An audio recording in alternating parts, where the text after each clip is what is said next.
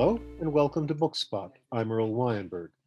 This time we'll continue our reading of Red Planet by Robert Heinlein. Our friends, the Martian colonists, have learned that the Martian company doesn't want them to migrate because it costs too much money. They need to migrate because otherwise they will have to stay there through a Martian winter. The called meeting of the colonists took place that evening in the town hall, central building of the star-shaped group. Mr. Marlowe and Mr. Sutton, having sponsored the meeting, arrived early. They found the meeting room doors closed and Kruger's two proctors posted outside. Mr. Marlowe ignored the fact that they had been attempting to arrest Frank and Jim only a few hours ago. He offered them a civil good evening and said, "Let's get the place opened up. People will be arriving any minute now." The proctors did not move. The senior of them, a man named DuPont, announced, "There'll be no meeting tonight." "What? Why not?" "Mr. Kruger's orders." "Did he say why?" "No." "This meeting," Mr. Marlowe told him, "has been properly called and will be held. Stand aside." "Now, Mr. Marlowe, don't make things tough for yourself. I've got my orders," and Mr. Sutton crowded forward. "Let me handle him, Jamie." He hitched at his belt. Behind the men, Frank glanced at Jim with a grin and hitched at his belt. All four of them were armed, as were the proctors. The two fathers had decided not to depend on Kruger's self-restraint while waiting for instructions from Syrtis Minor about the warrant. Dumont looked nervously at Sutton. The colony had no real police force. These two were clerks in the company's office and proctors only by Kruger's deputization. "You people have got no call to be running around armed to the teeth inside the colony," he complained. "Oh, is that so?" Mr. Sutton said sweetly. "Well, this job calls for no gun. Here, Francis, hold my heater." With empty holster, he advanced on them. "Now, would you like to be tossed out gently, or would you prefer to bounce?" For years before coming to Mars, Mr. Sutton had used something other than his engineering degree to dominate tough construction gangs. He was not much bigger than Dumont, but immeasurably tougher. Dumont backed into his cohort and stepped on his toes. "Now, see here, Mr. Sutton, you've got to— Hey, Mr. Kruger!" They all looked around. The resident was approaching. He took in the scene and said briskly, "What's this? Sutton, are you interfering with my men?" "Not a bit of it," denied Mr. Sutton. "They were interfering with me. Tell them to stand aside." Kruger shook his head. "The meeting is canceled." Mr. Marlowe stepped forward. "By whom?" "I canceled it." "By what authority?" "I have the approval of all the councilors and will, if necessary, get you the names of 20 colonists."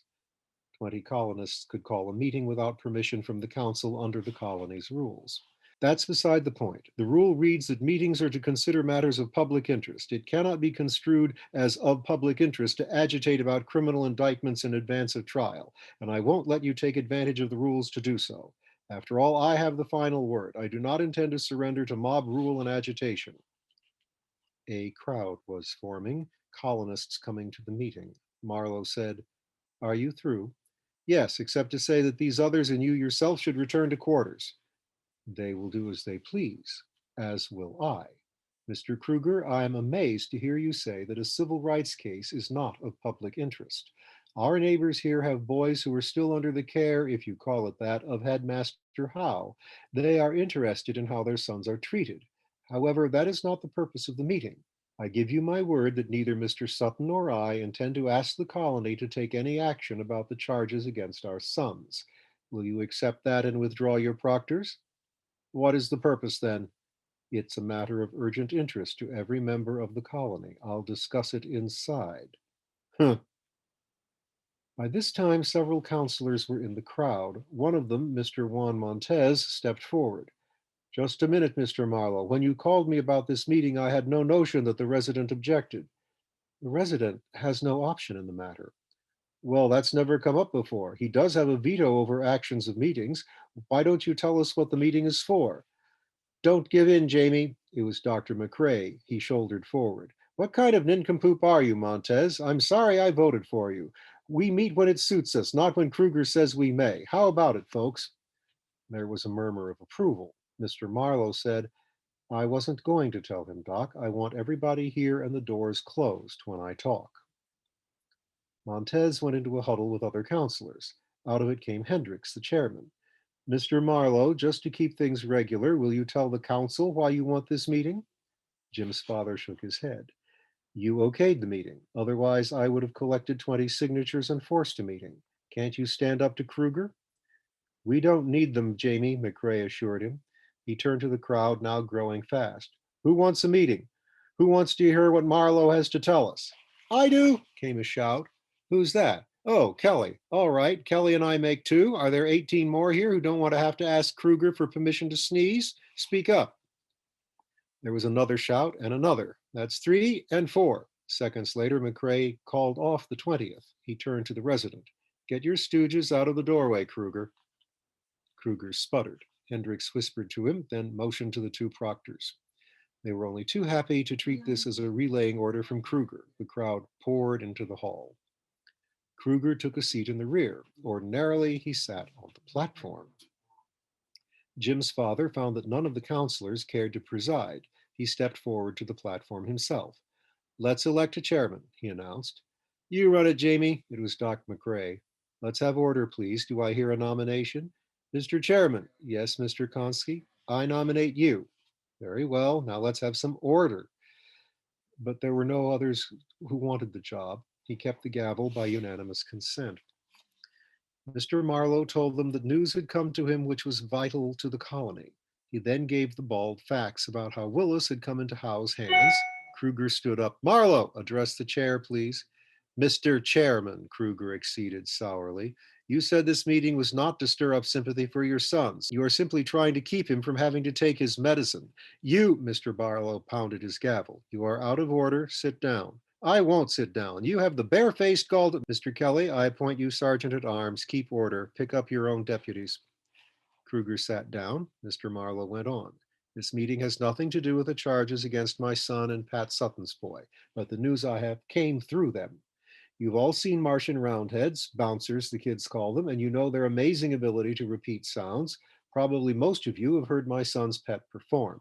It happened that this particular roundhead was within hearing when some things were discussed that we all need to know about. Jim, bring your pet here.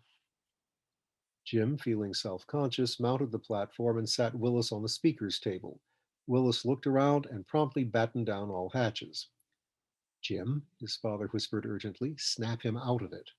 I'll try, Jim agreed Jim. Come on, boy, nobody's going to hurt Willis. Come out, Jim wants to talk to you. His father said to the audience, these creatures are timid. Please be very quiet. Then, how about it, Jim? I'm trying. Confound it, we should have made a recording. Willis chose this minute to come out of hiding. Look, Willis boy, Jim went on. Jim wants you to talk. Everybody's waiting for Willis to talk. Come on now. Good afternoon. Good afternoon, Mark. Willis picked it up. Sit down, my boy. Always happy to see you, he went on, reeling off the words of Howe and Beecher. Somebody recognized Beecher's voice. There was a muffled exclamation as he passed his knowledge on. Mr. Marlowe made frantic shushing signs. Presently, as Beecher was expounding by proxy his theory of legitimate graft, Kruger got up. Kelly placed hands on his shoulders and pushed him down. Kruger started to protest. Kelly placed a hand over Kruger's mouth. He then smiled. It was something he had been wanting to do ever since Kruger had been assigned to the colony. The audience got restless between the two significant conversations. Mr. Marlowe promised by pantomime that the best was yet to come. He need not have worried. Willis, once wound up, was as hard to stop as an after-dinner speaker. There was amazed silence when he had finished, then a murmur that became a growl. It changed to uproar as everyone tried to talk at once. Marlowe pounded for order and Willis closed up. Presently Andrews, a young technician, got the floor. Mr. Chairman, we know how important this is, if it's true, but how reliable is that beastie? I don't think it's possible for one of them to repeat other than verbatim. Is there a psychological expert present who might give us an opinion? How about you, Dr. Ibanez? I agree, Mr. Marlowe. A roundhead can originate speech on its mental level, but a speech such as we just heard is something it has listened to. It repeats parrot fashion exactly what it has heard. I doubt if such a recording, if I may call it that, may be modified after it has been impressed on the animal's nervous system. It's an involuntary reflex, complicated and beautiful, but reflex nonetheless. Does that satisfy you, Andy? No. Everybody knows that a bouncer is just a super parrot and not smart enough to lie, but is that the resident general's voice? It sounds like it, but I've only heard him over the radio. Someone called out, "It's Beecher. I had to listen to his drivel often enough when I was stationed at Syrtis." Andrews shook his head. "Sure, it sounds like him, but we've got to know. He could be a clever actor." Kruger had been quiet, in a condition resembling shock. The revelation had come as a surprise to him, too, as Beecher had not dared trust anyone on the spot. But Kruger's conscience was not easy. There were telltale signs in his own dispatch file that Willis's report was correct. Migration required a number of routine orders from the planet's office. He was uncomfortably aware that none of the proper groundwork had been laid if, as was the official claim, migration was to take place in less than 2 weeks. But Andrew's comment gave him a straw to clutch at. Standing, he said, "I'm glad somebody has sense enough not to be swindled. How long did it take you to teach him that, Marlowe?" Kelly said, "Shall I gag him, Chief?" "No, this has to be met. I suppose it's a matter of whether or not you believe my boy and his chum. Do any of you wish to question them?" A long, lean, lanky individual unfolded himself from a near seat. "I can settle it." "Eh? Very well, Mr. Toland, you have the floor." "Got to get some apparatus. Take a few minutes." Toland was an electronics engineer and sound technician. "Oh, I think I see what you mean. You'll need a comparison model of Beecher's voice, won't you?" "Sure, but I've got all I need. Every time Beecher made a speech, Kruger wanted it recorded." Volunteers were found to help Toland. Then Marlowe suggested it was time for a stretch. At once, Mrs. Pottle stood up. "Mr. Marlowe." "Yes, Mrs. Pottle. Quiet, everybody." "I, for one, will not remain here 1 minute longer and listen to this nonsense. The idea of making such charges against dear Mr. Beecher, to say nothing of what you let that awful man Kelly do to Mr. Kruger. And as for that beast," she pointed to Willis, "it is utterly unreliable, as I know full well." She paused to snort, then said, "Come, dear," to Mr. Pottle, and started to flounce out. "Stop her, Kelly," Mr. Marlowe went on quietly. "I had hoped that no one would try to leave until we reached a decision. If the colony decides to act, it may be to our advantage to keep it a surprise. Will the meeting authorize me to take steps to see that no scooter leaves the colony until you've made up your minds about the issue?" There was just one no from Mrs. Pottle. "Conscript some help, Mr. Kelly," Marlowe ordered, "and carry out the will of the meeting." "Right, Chief." "You can now go, Mrs. Pottle. Not you, Mr. Kruger." Mr. Pottle hesitated in bewilderment, then trotted after his wife. Tolan returned to set up his apparatus on the platform. With Jim's help, Willis was persuaded to perform again, this time into a recorder. Shortly, Tolan held up his hand. "That's enough. Let me find some matching words." He selected colony, company, afternoon, and Martian, because these were easy to find in each recording. Willis's and an identified radio speech of the resident general. Each he checked with care, throwing complex standing waves on the bright screen of an oscilloscope, waves that earmarked the peculiar timbre of an individual's voice as certainly as a fingerprint would identify his body. At last he stood up. "It's Beecher's voice," he said flatly. Jim's father again had to pound for order. When he had got it, he said, "Very well, what's your pleasure?" Someone shouted, "Let's lynch Beecher." The chairman suggested that they stick to practical objectives. Someone else called out, "What's Kruger got to say about this?" Marlowe turned to Kruger. "Mr. Resident Agent, you speak for the company. What about it?" Kruger wet his lips. "If one assumes that that beast is actually reporting statements of the agent general," quit stalling. "Tolan proved it." Kruger's eyes darted around. He was faced with a decision impossible for a man of his temperament.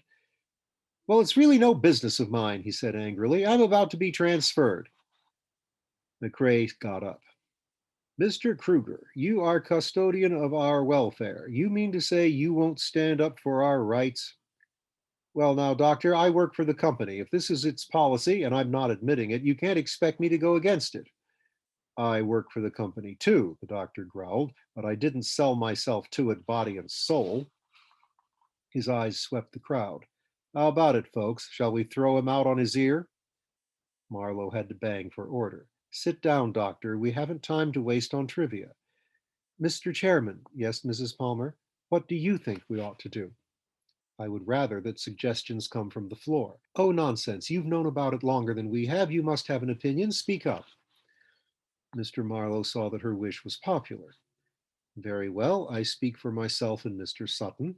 By contract, we are entitled to migrate, and the company is obligated to let us. I say, go ahead and do so at once. I so move. I second. Question, question. Is there a debate? Asked Mr. Marlowe. Just a moment, Mr. Chairman. The speaker was one Humphrey Gibbs, a small, precise individual. We are acting hastily, and if I may say so, not in proper procedure. We have not exhausted our possible reliefs. We should communicate with Mr. Beecher. It may be that there are good reasons for this change of policy. How are you going to like it at 100 below? Mr. Chairman, I really must insist on order. Let him have his say, Marlowe ordered. As I was saying, there may be good reasons, but the company board back on Earth is perhaps not fully aware of conditions here. If Mr. Beecher is unable to grant us relief, then we should communicate with the board, reason with them, but we should not take the law into our own hands. If worst comes to worst, we have a contract. If forced to do so, we can always sue. He sat down. McRae got up again. Anybody mind if I talk? I don't want to hog the proceedings. Silence gave approval. He went on, so this panty waste wants to sue. When the temperature outside is 130 below, by the time he has exhausted his means and us, and with the rime frost a foot deep on the ground, he wants it put on some judge's calendar back on Earth and hire a lawyer. If you want a contract enforced, you have to enforce it yourself. You know what lies beyond this. It showed up last season when the company cut down on the household allowance and started charging excess baggage. I warned you then, but the board was 100 million miles away and you paid rather than fight. The company hates the expense of moving us, but more important, they are very anxious to move more migrants here faster than we can take them. They think they see a cheap way out of keeping both North Colony and South Colony filled up all the time instead of building more buildings. As Sister Gibbs put it, they don't realize the conditions here, and they don't know that we can't do effective work in the winter. The question is not whether or not we can last out a polar winter. The Eskimo caretakers do that every season. It isn't just a matter of contract, it's a matter of whether we are going to be free men or whether we're going to let our decisions made for us on another planet by men who've never set foot on Mars. Just a minute, let me finish. We are the advanced guard. When the Atmosphere Project is finished, millions of others will follow. Are they going to be ruled by a board of absentee owners on Terra? Is Mars to remain a colony of Earth? Now is the time to settle it. There was dead silence, then scattered applause. Marlowe said, is there more debate? Mr. Sutton got up. Doc has something there. It was never in my blood to love absentee landlords. Kelly called out, right you are, Pat. Jim's father said, I rule that subject out of order. The question before the House is to migrate at once and nothing else. Are you ready for the question? They were, and it was carried unanimously. If any refrained from voting, at least they did not vote against. That matter settled, by another ballot, they set up an emergency committee, the chairman to hold power subject to review by the committee, and the committee's decisions to be subject to review by the colony. James Marlowe Sr. was elected chairman. Doc McRae's name was proposed, but he refused to let it be considered. Mr. Marlowe got even with him by sticking him on the committee. We'll find out what this committee gets up to next time.